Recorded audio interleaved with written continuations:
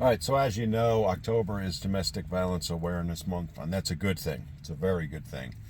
But something I want you guys to be aware of is watch how the narrative is portrayed. And I'm going to use a local news story that happened last week to kind of illustrate the problem that I see. So unfortunately, last week there was an incident where a woman unalived a member of her family. And at the time it happened, she was claiming that it was an act of domestic violence and she was defending herself. And the news anchors reported it exactly that way. Well, now the truth has come out. The truth of the matter is she's now been charged with second-degree murder. And the funny thing is, I caught on right away that something just wasn't right because, you see, the guy was found across the street, not in the house. So she had shot him outside the house. Now, a week later on the news, they were announcing that she's been charged with second-degree murder. But here's the interesting part.